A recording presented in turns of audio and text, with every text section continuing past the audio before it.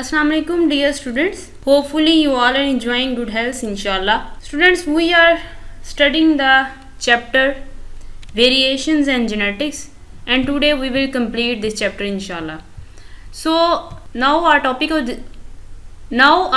of discussion is sex linkage in humans. What do you know about the X-linked dominant and X-linked recessive trait?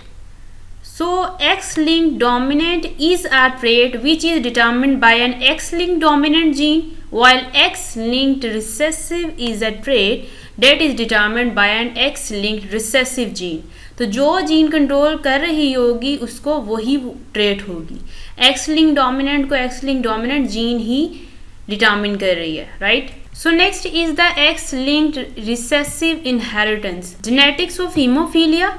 It includes the number of MCQs and the most important are hemophilia is a rare X-linked recessive trait. It is a serious hereditary disease. There are 3 types of hemophilia.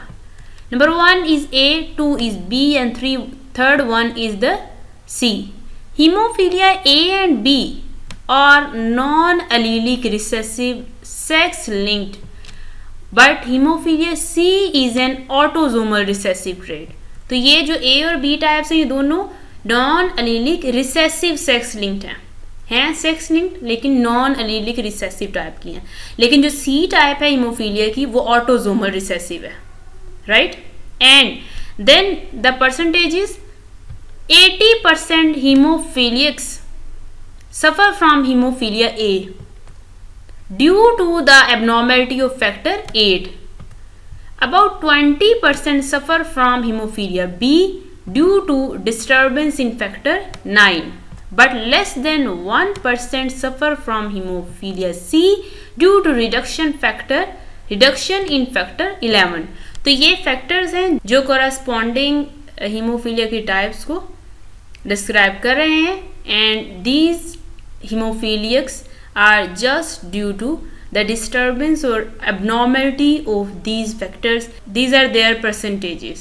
So next topic is genetics of color blindness. Normal trichromatic color vision is based on 3 different kinds of cone cells in the retina, each sensitive to only one of the 3 primary color. And what are they? Red, green or blue. ये basically 3 primary colors हैं. Each type of cone cells has specific light absorbing protein called opsins, right? And the genes for red and green opsins are on X chromosome, while genes for blue opsin is present on autosome 7. ठीक है, तो ये autosome 7 पे होती है jeans blue colour के लिए, और रेड और ग्रीन के लिए जो होती हैं वो एक्स क्रोमोसोम पे होती हैं. जैसे आपने हीमोफीलिया के भी टाइप्स में देखा कि जो ए और बी हैं ये सेक्स लिंक्ड है जबकि सी ऑटोजोमल है, ठीक है. इसी तरह आगे हम देखते हैं कलर ब्लाइंडनेस में जो म्यूटेशन होती हैं. बेसिकली डाइक्रोमेट क्या है? Dichromate can perceive 2 primary colors but is unable to perceive the one whose opsins are missing due to a mutation.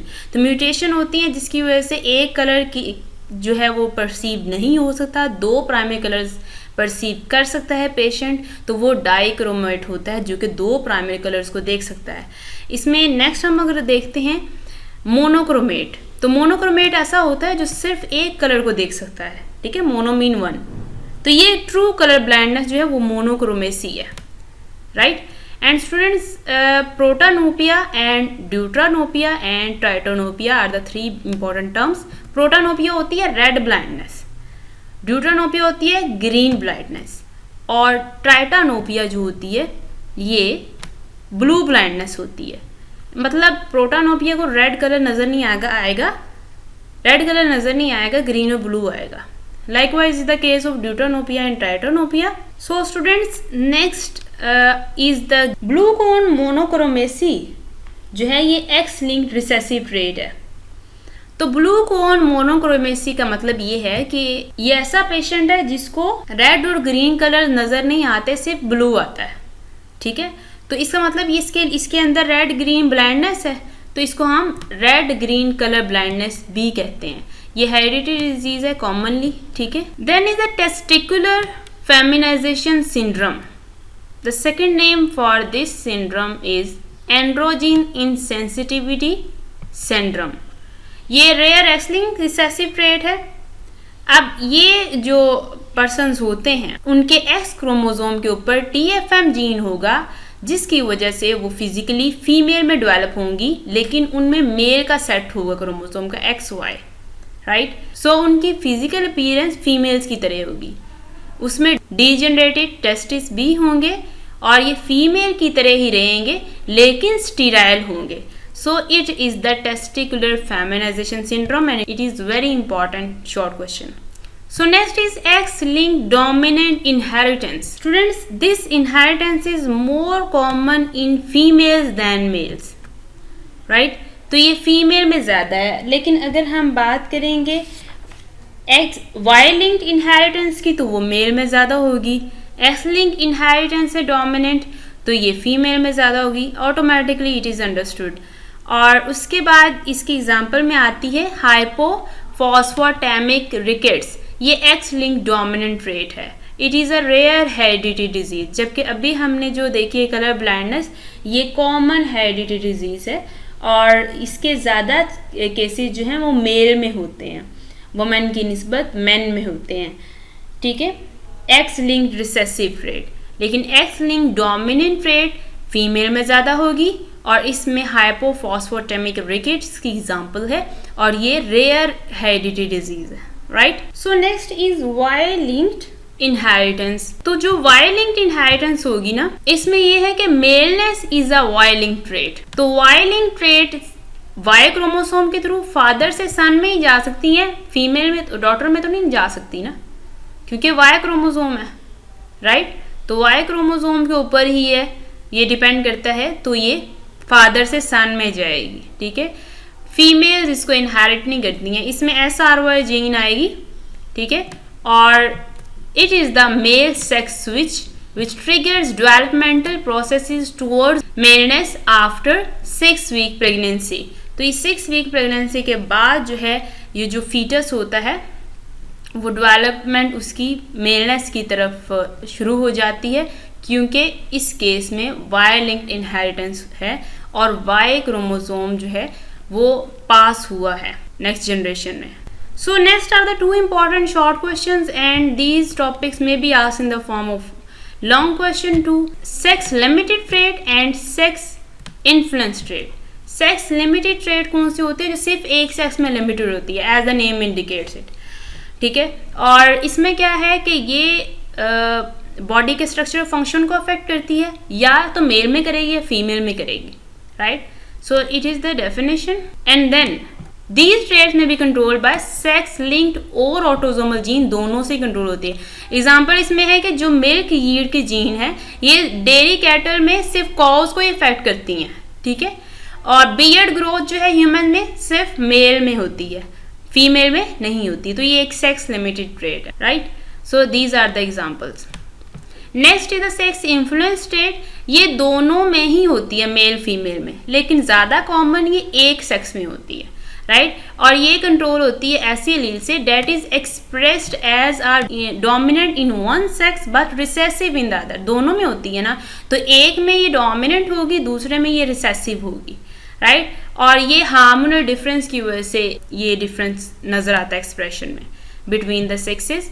तो इसकी एग्जांपल है पैटर्न बाल्डनेस। ये एक सेक्स इन्फ्लुएंस ट्रेट है। इसमें क्या है कि मेन और वुमेन दोनों में ये केसेस होते हैं, लेकिन मेन में ये डोमिनेंट है, तो मेन में बाल्डनेस डोमिनेंट ट्रेट हो गई और फीमेल में नहीं है डोमिनेंट, तो ज़्यादा केसेस ये मेल्स में होंगी, ठीक। सो it is a sex influence trait. Next, so this is the last topic, diabetes mellitus and it's genetic basis. So diabetes mellitus is a hereditary disease. It is actually a heterogeneous group of disorders which are characterized by elevated blood sugar level. ठीक है, तो basically diabetics जो होते हैं उनके अंदर blood sugar जो है मेटाबोलाइज नहीं होती है, तो इससे उनका ब्लड शुगर लेवल बढ़ जाता है। और ये सिर्फ एक डिजीज़ नहीं है, ये number of diseases, group of diseases होते हैं, राइट। और इनमें ये है कि वो अपनी ग्लूकोज मेटाबोलाइज नहीं करते, तो फिर ग्लूकोज उनके यूरिन में पास होती है, राइट। तो ये एक हेरिडिटी डिजीज है। So it is a definition of diabetes mellitus and there are two major types. First is type 1 IDDM and type 2 is NIDDM. IDDM stand for insulin dependent diabetes mellitus and non-insulin dependent diabetes mellitus is NIDDM. Student जो type 1 होती है ना, ये before 40 as होती है। It is very important MCQ, ठीक। और ये जो है ये जुवेनाइल डायबिटीज़ है, राइट। एंड ये क्यों होती है? क्योंकि इंसुलिन ही नहीं होता। जो इंसुलिन जो है वो बेसिकली ग्लूकोज का लेवल कम रखता है, तो इंसुलिन नहीं होगी तो ग्लूकोज ऑटोमेटिकली इंक्रीज हो जाएगी, तो उसके वजह से जो है प्रॉब्लम हो जाएगी, ठीक। और ये ऑटो इम्यून डिसऑर्डर है। नेक्स्ट, सो अगर हम बात करेंगे टाइप 2 की, तो टाइप 2 जो है वो नॉन इंसुलिन डिपेंडेंट है।